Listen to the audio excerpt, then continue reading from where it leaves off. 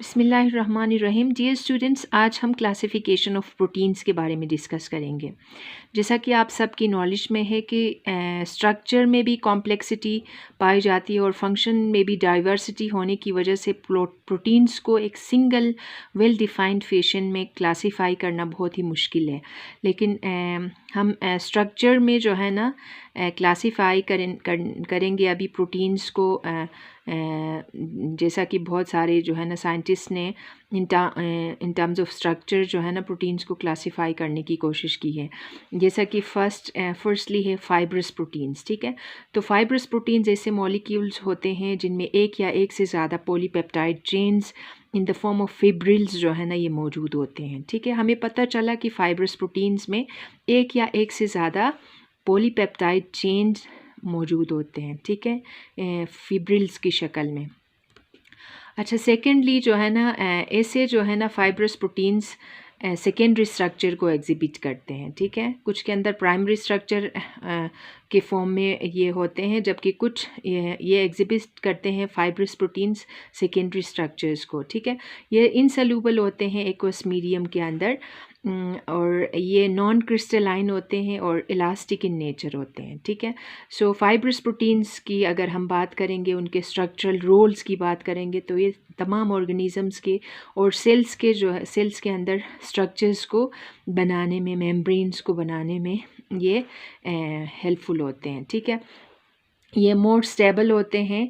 कुछ एग्जांपल्स हम डिस्कस करेंगे, जैसा कि सिल्क फाइबर है, सिल्क वॉर्म से जो है ना ये डिराइव किया जाता है, ये बनाए जाते हैं, प्रोड्यूस किए जाते हैं। स्पाइडर वेब, स्पाइडर्स का जो वेब है ये मायोसिन, उस चीज़ को ये मायोसिन प्रोटीन्स से बनाते हैं। जैसे फॉर एग्जांपल सिल्क फाइबर जो है ना ये हम प्रोड्यूस करते हैं सिल्क वॉर्म से और स्पाइडर के वेब से। ठीक है, मायोसिन जो प्रोटीन है ये मसल सेल्स के अंदर ये मौजूद होता है। फिब्रिन्स जो होते हैं ये ब्लड क्लॉटिंग प्रोटीन्स होते हैं और केराटिन जो है ये नेल्स और हमारे हेयर्स के अंदर जो है ना जो प्रोटीन्स होते हैं ये केराटिन होता है। ठीक है, सो फाइब्रस प्रोटीन हमें पता चला कि ऐसे मॉलिक्यूल्स हैं जो कि एक्वस मीडियम में सोलूबल हैं, नॉन क्रिस्टलाइन है, सेल्स के और तमाम ऑर्गेनिजम्स के स्ट्रक्चर्स में ये रोल प्ले करते हैं, स्टेबल होते हैं। हमारे muscle cells, nails, hair, blood clotting factors जो है ना ये बनाने में हेल्पफुल होते हैं। सेकेंडली हम बात करते हैं ग्लोब्यूलर प्रोटीन्स की। ठीक है, ये स्फेरिकल होते हैं और एलिप्सॉइडल होते हैं। एलिप्सॉइडल से मुराद जो है ना एक ऐसा सरफेस जहाँ पे जो है जिनके प्लेन्स सेक्शंस जो है होते हैं ये सारे एलिप्सिस होते हैं या सर्कुलर होते हैं। ठीक है, जैसा कि अर्थ का जो शेप है ये एलिप्सॉइडल या एलिप्टिकल या एलिप्सॉइडल शेप होता है। ठीक है, यानी जिसके हर प्लेन्स जो है ना जिसको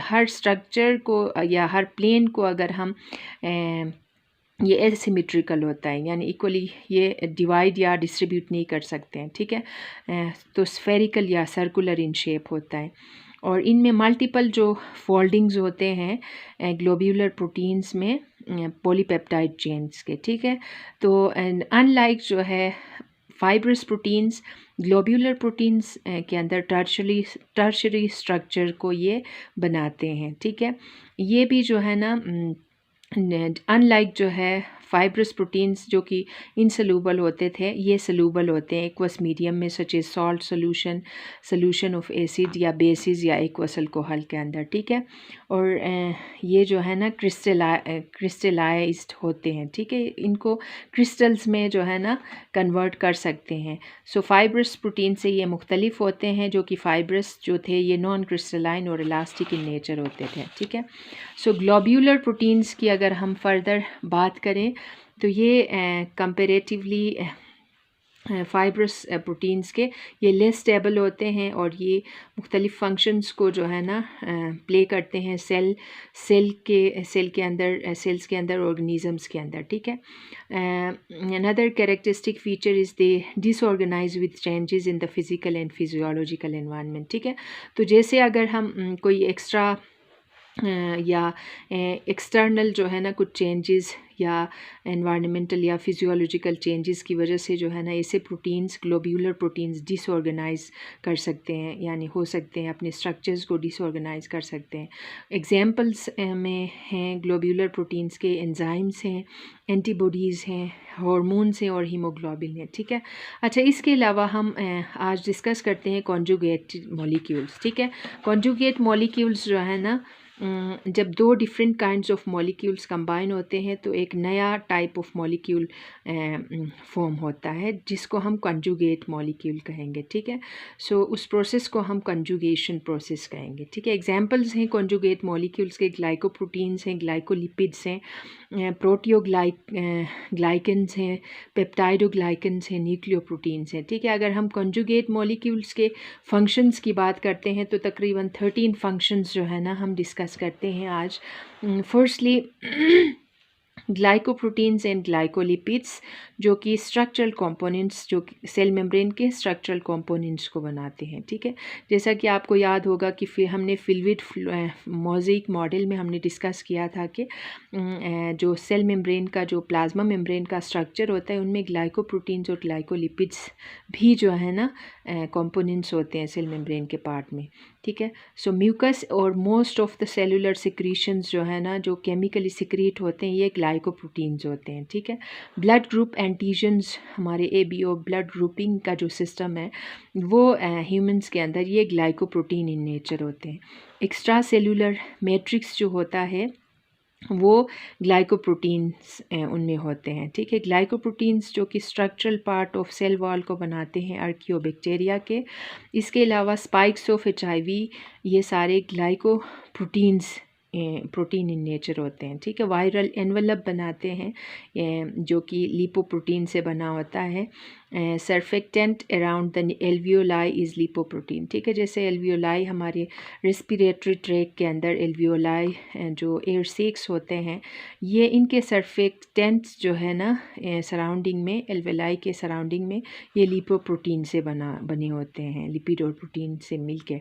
basic structural framework of cellular membranes जो है ना इज़ लिपोप्रोटीन इन नेचर। ठीक है, तो हमारे सेलुलर मेम्ब्रेन्स के जो जितने भी स्ट्रक्चर्स हैं, बेसिक स्ट्रक्चर्स का जो फ्रेमवर्क है वो लिपिड इन नेचर और प्रोटीन इन नेचर होता है। ठीक है, सेल वॉल ऑफ बैक्टीरिया ये पेप्टाइडोग्लाइकन से बना होता है। Chemical nature of synovial fluid जो है ना प्रोटियोग्लाइकन से बना होता है। न्यूक्लियोप्रोटीन्स जिनमें न्यूक्लियोहिस्टोन है ये स्ट्रक्चरल और फंक्शनल पार्ट ऑफ क्रोमोसोम्स को बनाते हैं। ठीक है, न्यूक्लियोप्रोटीन जैसा कि सेल न्यूक्लियस के अंदर जो प्रोटीन पाए जाते हैं न्यूक्लियोहिस्टोन प्रोटीन होता है जो कि क्रोमोसोम्स के स्ट्रक्चर्स और फंक्शंस को फॉर्म करते हैं। लास्टली न्यूक्लियोप्रोटीन्स प्ले करते हैं important role regulation of gene expression में। ठीक है, सो हमने डिस्कस किया कि एक तो ग्लोब्यूलर प्रोटीन्स होते हैं, एक तो फाइब्रस प्रोटीन्स, इनके फंक्शंस, इनके बेसिक जो कैरेक्टरिस्टिक्स थे उनको हमने डिस्कस किया। इसके अलावा कंजुगेट मॉलिक्यूल्स के फंक्शंस को हमने डिस्कस किया। उम्मीद है कि आपको ये लेक्चर समझ में आया होगा। आइंदा लेक्चर्स के लिए लेक्चर्स के जो नोटिफिकेशंस पाने के लिए सब्सक्राइब बटन प्रेस करना नहीं भूलिएगा। Stay happy and thank you very much for watching this video.